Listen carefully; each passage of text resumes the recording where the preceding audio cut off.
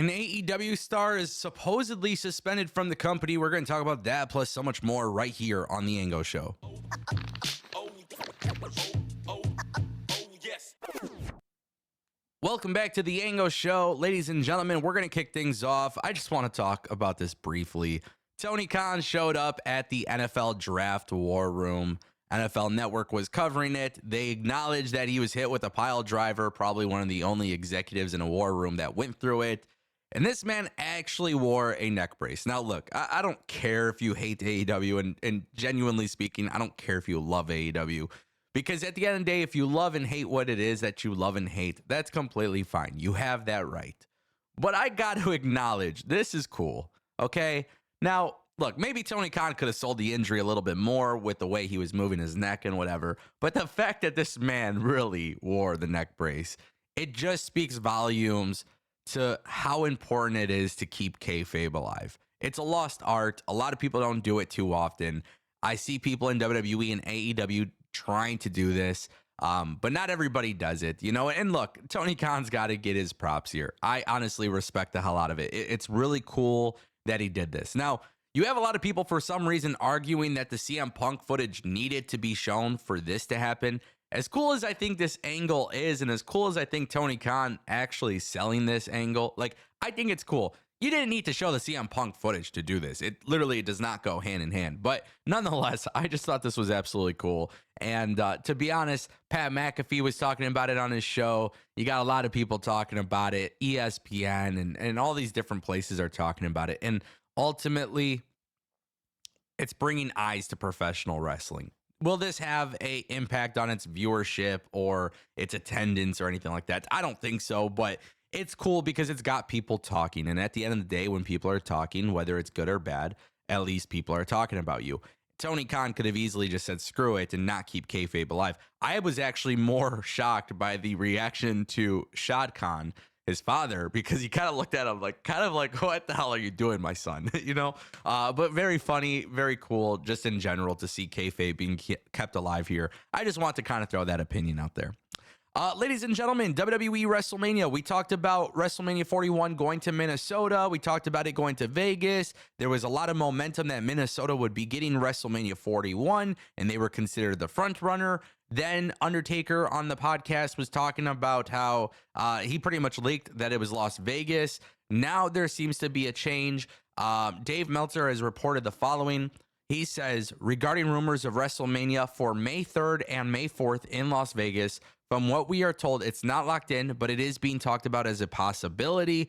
Basically, it's working out the deal with the city, which is what has delayed the announcement. Minneapolis did submit a bid as well. Undertaker on his podcast obviously said that it was a front runner.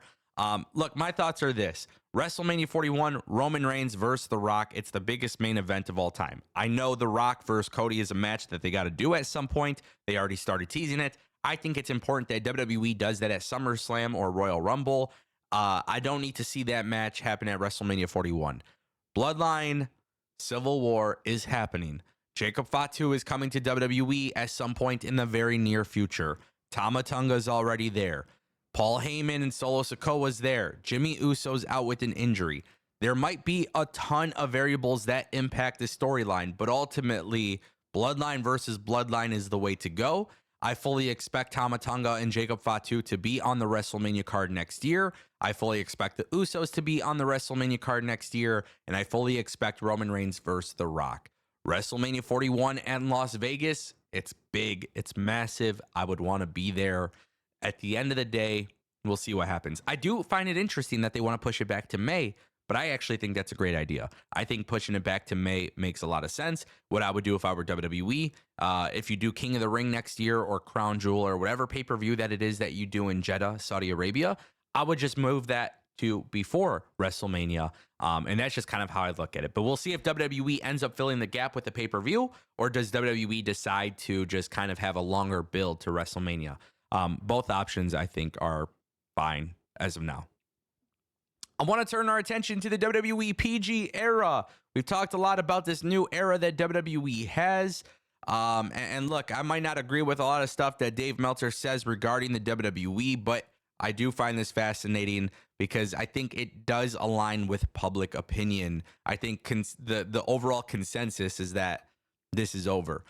Meltzer wrote, "It was said to us that the Rock interviews and Heyman promo are considered the official end of the PG era. This isn't to say that the TV shows will be changing. That is something that is being talked about, but no decision has been made." Meltzer also speculated that it depends, based on the partners. Raw goes on Netflix, NXT on the CW. Obviously, WWE is going to have to figure things out with sponsors and TV networks. I do think WWE will make the official change to TV 14 some point next year. Keep in mind, earlier last year, we could find the video. If we have to, let me know. But we talked about it. WWE, there was reports that WWE was getting ready to go TV 14, and it didn't happen. But there was talks of it. It was very seriously close. Now it makes a lot of sense. Netflix, it doesn't matter if you're PG, and CW has a lot of live sports, but CW also has a lot of content that is also not for kids. So ultimately, I think WWE has two television streaming partners where they can get away with it. Does WWE need to have swearing and blood all over their product? Absolutely not. But should their product be geared towards more of the young adult, more of like the more mature audience? I think so. I think wrestling has always been more designed for that. I don't really care for the PG era, but it's something worth discussing. I think it does happen. And like I said, I might not agree with Dave all the time, but I think with what Dave is saying here, this is not relatively news. This is more of a follow-up of what we heard over a year ago, and those were different sources, and those talks were legit. So I think WWE is going to make it happen if it doesn't impact their money. If it impacts their money, I think that could be the issue. Do I think people care? Nah, I don't think TV partners and sponsors care as much. I think that's been blown way over proportion. And that brings us to our final topic. Max Caster on Twitter, he says, "I am suspended."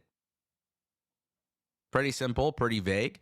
Not much detail. Look, I don't know. I've said this before. Max Caster is a hell of a talent, but his social media activity and all this stuff, to be honest with you, it's kind of confusing. It kind of doesn't make sense to me, quite frankly. I think I've gotten to the point with Max Caster where I don't like, if he's working everybody, I don't think it's good. I don't think it like benefits him. The Acclaimed are fan favorites, and now all of a sudden it's like nobody really cares about the Acclaimed. And I think sometimes this behavior online directly impacts them. So I genuinely don't know what to expect there. I don't know what to say about that. But what I do know is this: Max Caster is a hell of a talent. If he's suspended, there's been no reason mentioned. But also, I believe he's got a match on Collision anyway. So I don't really know what the hell is happening. I don't know if this is something that, he's just saying on Twitter.